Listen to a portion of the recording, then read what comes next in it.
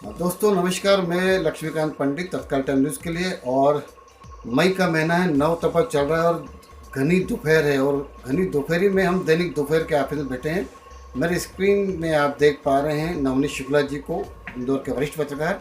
और इस दोपहर में हम कुछ उनसे वार्तालाप के लिए आज विशेष तौर पर आए। सर, बातचीत की शुरुआत करते हैं। कल एक जगह खबर थी, न्यूजीलैंड के किसी अखबार समूह ने अपना एक अखबार समूह $1 में बेचने की पेशकश की थी। ये संकेत मात्र है। कोरोना ने सब जगह नुकसान पहुंचाया है, भारतीय पत्रकारिता हो या विश्व पत्रकारिता हो। क्या लगता है आपको कि कोरोना पत्रकारिता को किस स्तर पर ले आएगा? देखिए, कोरोना से अखबारों की और न्यूज़ चैनलों में जो भी समाचार से जुड़े घराने हैं जी या जो भी उद्योग हैं, वो भयानक घाटे में आ गए हैं। जी मैं सोचता हूँ करीब करीब जो अभी आप पिछले दिनों एक दिल्ली में स्टोरी छपी थी इंडियन एक्सप्रेस, उसके अनुसार 20,000 करोड़ रुपए के घाटे में सारे अखबार हो गए हैं। जी और उसी के कारण अखबारों का वित्तीय संतुलन या चैनलों में काम करने वाले लोगों का वित्तीय संतुलन इस कदर गड़बड़ा गया है कि वेतन तो कट ही रहे हैं, उसका तो कोई इनकार है ही नहीं। और दूसरा ये है कि अब मैक्सिमम चैनल या अखबार के लोग न्यूनतम व्यवस्था में मैक्सिमम काम करने की कोशिश कर रहे हैं। यानी बदले हालात में कुछ ना कुछ काम। निश्चित रूप से। जी जी दूसरा एक ये है कि अब अखबारों की कीमतें भी जो है वो जिस भाव में भी अखबार मिलते हैं तो वो भाव भविष्य में मिलना कठिन है। निश्चित रूप से सबकी दरें हिंदुस्तान में बढ़ेंगी। जी जी 1 से 2 रुपये का अंतर आएगा कम से कम हर अखबार पे, जो मुझे दिखाई देता है। और यही स्थिति न्यूज़ चैनलों में भी रहेगी। शायद जो फ्री नहीं देते होंगे तो उनके भुगतान भी बढ़ेंगे, क्योंकि अब राजस्व आपको खुद एकत्र करना पड़ेगा। एक बात इसमें यह है। दूसरा ये है कि एक कोरोना ने बहुत सारे अखबारों को एक नया पाठक भी दिया। ऐसा नहीं है कि नया पाठक नहीं मिलता है। क्या होता था कि चूँकि अखबारों की रीडरशिप अलग होती थी जी जी और सोशल मीडिया पर बहुत सारे लोग इन सब खबरों की तरफ कभी बहुत ज़्यादा नहीं देखते थे। मैं सोचता हूँ शायद 20% लोग होंगे जो सोशल मीडिया पर खबरों को तलाशते थे, जी है ना। पर अभी कोरोना के बाद में मैं देख रहा हूँ कि अखबारों की कंपटीशन और गुणवत्ता के कारण जो है अब यही अखबार खोले जा रहे हैं जी जिनके प्रति अखबारों के प्रति विश्वसनीयता है जी जी कि यार ये तथ्यात्मक खबरें दे रहे हैं, ये वो खबरें निकाल के दे रहे हैं जो शासन छुपा रहा है, या उन खबरों को लेके लोग पढ़ना चाह रहे हैं जी, जिन जी। खबरों को दूसरे लोग दिखाना पसंद नहीं करते। जी जी तो मैं देख रहा हूँ कि एक नई प्रकार की रीडरशिप डेवलप होती है। सर, इसी से जुड़ा एक सवाल मैं बीच में आपको रोक रहा हूँ। अखबार की हम बात कर रहे हैं। पिछले 2 दिन पहले न्यूयॉर्क टाइम्स ने अपने मुख्य पृष्ठ पर 1,000 लोगों की मृतकों की सूची छापी थी। और इस पर भारतीय पत्रकारिता में काफ़ी टीका टिप्पणी हुई कि ये अच्छी पत्रकारिता या बुरी पत्रकारिता है, भारत में इस प्रकार का प्रयोग क्यों नहीं हो रहा है। इस बारे में आपकी टिप्पणी कहना चाहिए। देखिए, पहली बात तो हमारे ये हो रहा है कि हम जो है ने लॉकडाउन तो किया पर हम इससे भटक भी गए। हम ये नहीं समझ पा रहे हैं कि अब इसको खोला कैसे जाए। जी हम बहुत बुरी तरह से उलझ गए हैं इसमें। और जो संख्या है अब कायदे से तो बढ़ना अब शुरू हुई है। जी अब हम 1.5 लाख से ऊपर हो गए हैं। और निश्चित रूप से मैं सोचता हूँ शायद 2 या 3 दिन में हम तुर्की से आगे निकल जाएंगे। मतलब हम 10वें को छोड़ के 9वें और हम 8वें की कॉम्पिटिशन में आ जाएंगे। ओह तो अब हमारे लिए जो है, आप ये तो सोचना बेकार है कि अब आप जो है कोरोना के कारण जो है व्यवस्थाओं में क्या चेंज आएगा, या आप जो है इन बीमारियों से कैसे क्या लड़ेंगे। जी जी इन परिस्थितियों में अब लोगों को खुद को तैयार करना पड़ेगा। अब जैसे आप जो अमेरिका में उन्होंने 1,000 लोगों की सूची छापी, तो वहाँ पहली बार किसी हादसे में इस प्रकार के लोगों की मृत्यु होना शुरू हुई है। जी जी क्योंकि विकसित देशों में इस प्रकार की बीमारियाँ पहली बार घुसी हैं। हमारे यहाँ आपको एक बात बता दूँ मैं, जैसे एक सीधा उदाहरण है कि स्वाइन फ्लू, डेंगू, इनसे भी मरने वालों की संख्या इसके ही लगभग है अगर हम चाहें तो देखिए तो। जी जी दूसरा, दुर्घटनाओं में साल भर में मरने वालों की संख्या भी 6,000-7,000 से ज़्यादा होती है। जी तो हम लोगों के लिए ये कोई बहुत बड़ा आंकड़ा नहीं हो रहा है ये। पर अगर अमेरिका ने इसलिए छापी कि उनके लोगों के लिए 1,000 लोगों का जाना एक बहुत बड़ी बात है, जी क्योंकि लंबे समय बाद तमाम सुविधाओं में रहे लोग, तमाम व्यवस्थाओं में और सुरक्षा में रहे लोगों की मृत्यु होना एक बहुत बड़ी बात होती है। हमारे यहाँ लोगों के पास कोई सुरक्षा नहीं है इस देश में। यहाँ लोगों की मृत्यु कोई बहुत बड़ा वो नहीं है कि अरे लोग मर गए। लोग अभी भी कोरोना से मर रहे हैं तो कोई किसी को कोई विचलन तो नहीं हो रहा है। जी ये लोग घबरा नहीं रहे, ठीक है यार मर रहे हैं लोग, मरते रहेंगे। हमारे यहाँ ये दुख नहीं है। हमारे यहाँ दुख अभी तक किसी का हाव भाव से नहीं लगता मुझे देख के कि इस शहर में, मेरे को तो सबसे ज़्यादा दुख इस बात का है इस शहर में एक और शहर में लोग मर रहे हैं, एक और शहर में लोग जो है बीमार होकर बेचारे अस्पतालों में मरते हैं, पर एक और शहर में दुर्भाग्यपूर्ण स्थिति है कि कुछ लोग उसमें भी कमाने का जरिया निकाल रहे हैं। हम सब्जी भेजने की व्यवस्था नहीं कर पा रहे हैं, पर हम स्विगी जोमेटो को खुलवाने की व्यवस्था कर रहे हैं। हम 100 बड़े जो है कारोबारी करने वालों के होटलें हम खुलवाने को तैयार हैं, पर हम 200 सब्जी वालों को अनुमति देने के लिए तैयार नहीं है जिनके घर आटे की व्यवस्था नहीं है। जी पर सर। हम जो जिस प्रकार का काम चल रहा है वैसे ही लोग मर रहे हैं। लोग अपने घरों में वैसे ही, आपने कौन सा जिंदा छोड़ा है? जिन लोगों को आपने छोड़ दिया वो तो वैसे ही मर रहे हैं। तो इन सब चीज़ों का कोई मायना नहीं है। तो मर रहे हैं तो भैया मर रहे हैं, शमशान में कौन पूछने जा रहा है कि कितने मरे और कितने नहीं मरे। सर इसी से जुड़ा सवाल है, चूँकि आपने अब स्थानीय स्तर पर बात शुरू कर दी है कोरोना पे। कई जगह खबरें आ रही है और दैनिक दोपहर में भी आप इसको देते रहे हैं। कहीं ना कहीं नगर निगम या प्रशासन जो कोरोना व्यवस्था में जुटा है, अब भ्रष्टाचार की बू आना शुरू हो गई है। क्या लगता है कि प्रशासन और शासन इस भ्रष्टाचार को हटा पाएगा या इन्हें कोशिश करी थी? क्योंकि कई जगह जैसे आपने जिक्र करा है, सब्जियों का जिक्र करा है और व्यवस्था जो रही है, जनता के साथ साथ दूसरे लोगों को लगा है कि कहीं अच्छा हो सकता था लेकिन नहीं हुआ। क्या लगता है कि इसमें कहीं कोई प्लानिंग रही है किसी प्रकार की? जी देखिए, पहली बात तो सबसे बड़ी बात यह है कि इस शहर में कोई डिजास्टर मैनेजमेंट नहीं है, जी कोई डिजास्टर मैनेजमेंट के लोग नहीं हैं, है ना। क्राइसिस मैनेजमेंट के लोग नहीं हैं, जी। क्राइसिस मैनेजमेंट का कोई पाठ नहीं पढ़ा अधिकारियों ने, या जो लोग इस बारे में आए पहली बार उनका इस बीमारी से सामना हो रहा है, तो उन लोगों के लिए सबसे बड़ी दिक्कत ये है कि वो कैसे इनमें मोर्चा लें, जी। कैसे वो अपने आप को संभालें। तो अब क्या हो गया, ये सारे लोग जो है ना, जो बताते हैं लोग उसके आधार पर काम कर रहे हैं। अब अभी इस शहर की हालत ये है कि 60 दिन होने आ रहे हैं, तब शहर का प्रशासन लोगों से पूछ रहा है कि कैसे हम लॉकडाउन समाप्त करें। जी आप 60 दिन से क्या सो रहे थे? आप 60 दिन पहले आपने क्यों नहीं पूछा लोगों से जिस दिन लॉकडाउन लगाया था आपने जी कि भाई इस शहर को हमें लॉकडाउन से कैसे निकालना है, आप लोग बताएं तो कोई बीच का रास्ता निकले तो हम उसकी तैयारी करें। आप 60 दिन बाद इसलिए पूछ रहे हो कि अब आप उलझ गए, आपके पास कोई व्यवस्था नहीं है, आप उसको समझ नहीं पा रहे हो कैसे निकलना है, इसलिए आपने सारा उठा के ठीकरा जो है लोगों को खोलना शुरू कर दिया कि भैया लोग अपना खोल लें, जिनको संभालना हो संभाल लें। ये कोई अच्छा संदेश नहीं। पर इसमें जो भ्रष्टाचार हो रहा है वो हर पैमाने पर।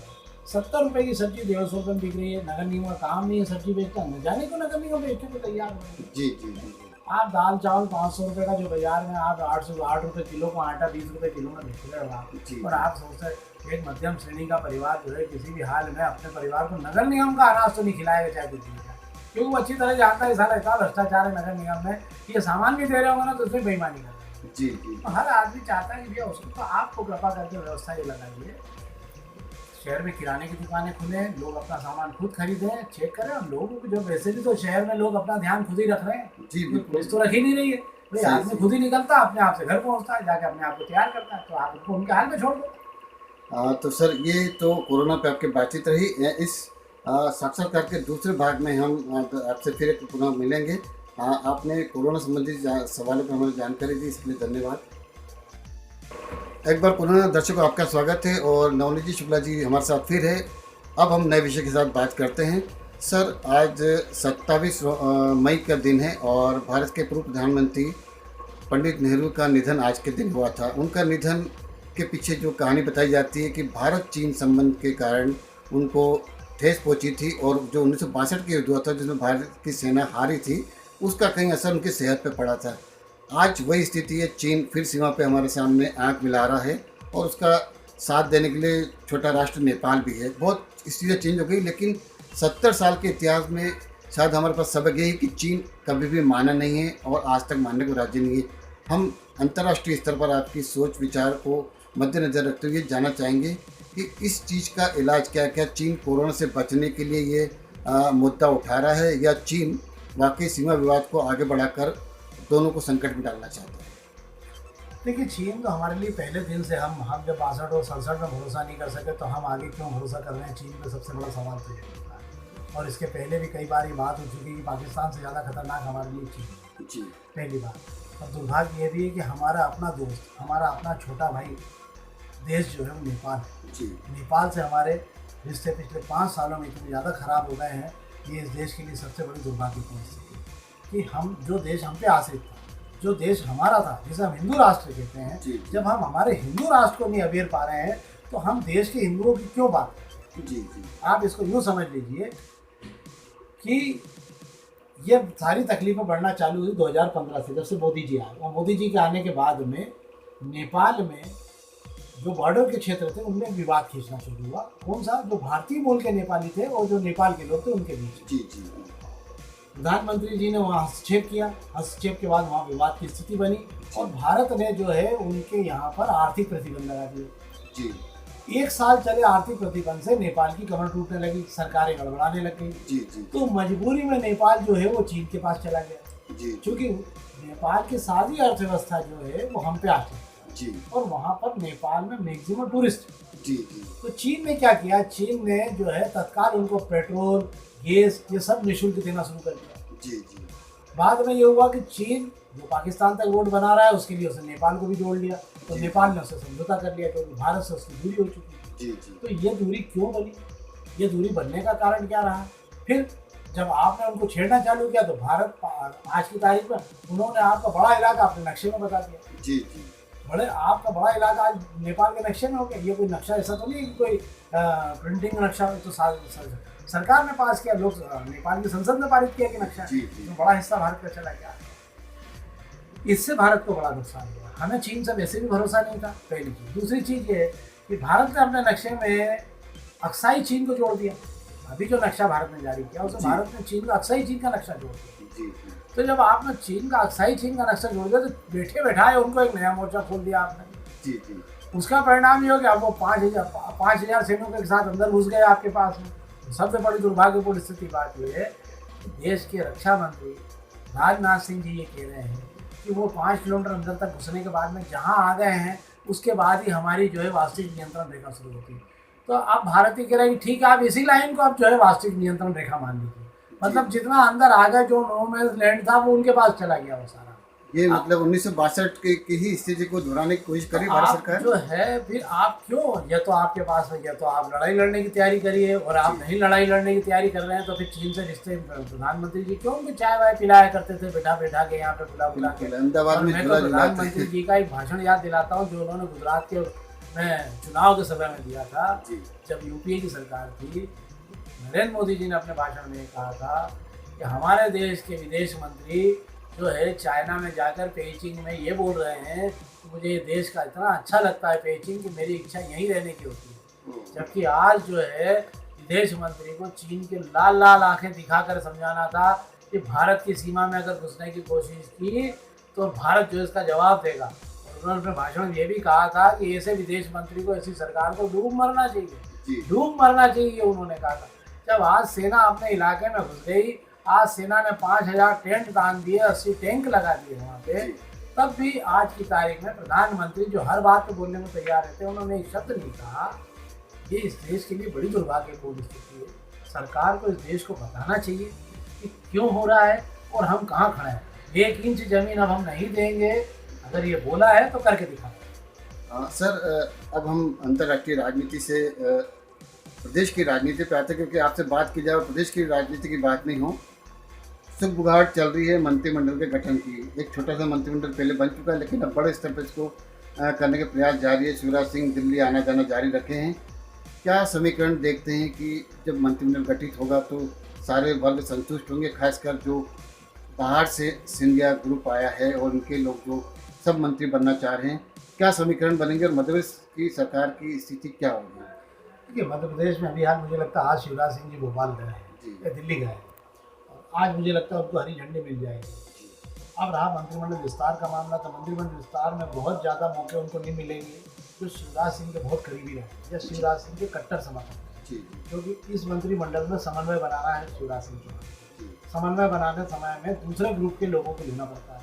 जब दूसरे ग्रुप के लोगों को आप लेते हो तो अपने लोगों को आपको पीछे करना पड़ता है। यही स्थिति आज शिवराज सिंह चौहान है। सिंधिया जी के 8 से ज़्यादा लोगों को मंत्री बनाना है उनको, जिनको वादा कर चुके हैं, क्योंकि सबसे पहले तो उनको लेने ही देना। दूसरा, क्योंकि पूरा चुनाव उपचुनाव जो सरकार आने वाली है वो आने वाली है मालवा निमाड़ से तो आनी नहीं, वो आनी ग्वालियर चंबल से। तो मंत्रिमंडल में मैक्सिमम लोगों को जो जगह दी जाएगी वो ग्वालियर और चंबल से इसलिए दी जाएगी कि वहाँ का प्रभाव अधिक से अधिक दिया जा सके। मालवा निमाड़ में चूँकि 4 या 5 सीटों पर चुनाव होना है, इसलिए कोई बहुत ज़्यादा वो नहीं है। मालवा निमाड़ में मुझे लगता है जो स्थितियाँ दिख रही है मुझे, इंदौर में रमेश बिंदुला के चांस हो सकते हैं, या ठाकुर के हो सकते हैं, या फिर अगर कोई विवाद नहीं हुआ तो महेंद्र हरडिया की लॉटरी भी खुल सकती है। पर महेंद्र हरडिया के चांसेस कम रहेंगे। रमेश मेंदोला का नाम ताई ने भी दिया, रमेश मेंदोला किला चरखी की तरफ से भी हैं, और पिछली बार चूंकि मंत्री बनते बनते रह गए थे, इसलिए उनके चांस बन सकते हैं। तो हम उम्मीद कर सकते हैं कि इंदौर को शायद इस बार प्रतिनिधित्व मिल जाएगा, खासकर जो लंबे समय से प्रयासरत विधायक है, जैसे कि आप उनका नाम ले रहे हैं। इंदौर में और मध्य प्रदेश में कोरोना से निपटने के लिए वर्तमान सरकार ने काफ़ी कुछ काम करा है, लेकिन आपको क्या लगता है कि क्या मध्य प्रदेश सरकार, खासकर शिवराज सिंह की सरकार, कोरोना को नियंत्रित कर पाई? नहीं, मैं मध्य प्रदेश की स्थिति तो नहीं कह सकता। मैं आज चूँकि बहुत सारे ग्रीन बेल्ट में आ गए हैं, तो जिले ऐसे हैं जहाँ पे अच्छा ईमानदारी से काम हुआ है जी।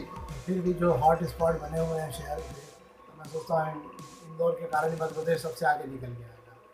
तो मैं ये मानता हूँ कि ये पूरी तरह अधिकारियों की विफलता है, और अधिकारी चाहते अगर पहले दिन से इसको तैयारी करते व्यवस्थित तरीके से, और जो है क्राइसिस मैनेजमेंट में बात करते, लोगों से सलाह लेते, लोगों को साथ में जोड़ते, तो निश्चित रूप से ये अभियान तेज़ी से चलता। और चूँकि पूरा अभियान जो है शासकीय हो गया, तो लोगों ने अपने आप की रुचि कम लेना शुरू कर दी, और लोगों को घर में डाल दिया आपने, तो लोग घरों में रहे, आप पे भरोसा करके बैठे रहे। अब आप 2 महीने बाद कह रहे हो कि नहीं अब तो कुछ भी नहीं है और बिगड़ गई हालत, तो आपने 2 महीने अंदर घर में क्यों रखा लोगों को? व्यापार भी चौपट हो गया उनका, कारोबार भी चला गया, नौकरी भी चली गई। इसके लिए जवाबदार कौन? इसके लिए जवाबदार वो लोग हैं जिन्होंने इस शहर को अंधेरे में रखा, जिनके पास कोई प्लान नहीं था, जिन्होंने बिना प्लान के इस शहर में काम किया, जबकि यह शहर प्लानिंग के लोगों का है। यह शहर उनके लिए है जो शहर बौद्धिकता का परिचय देता रहा है। जब हम स्वच्छता में नंबर 1 आ सकते थे, तो फिर क्या कारण हुआ कि हम जो है कोरोना से लड़ाई में नंबर 1 नहीं आ पाए? ये केवल अधिकारियों का विफल चेहरा है, अधिकारियों की विफलता, इसके अलावा कुछ नहीं। सर, आपने सवालों के जवाब में भी काफ़ी सवाल उठाए, और मुझे लग रहा है कि जो हमारे दर्शक देख पा रहे हैं वो आपके जवाबों में सवाल पूछकर उसके लिए कहीं ना कहीं एक चिंतन मनन करेंगे, खासकर शासन प्रशासन के अधिकारी। आपने हमसे बात करी, इसके लिए धन्यवाद।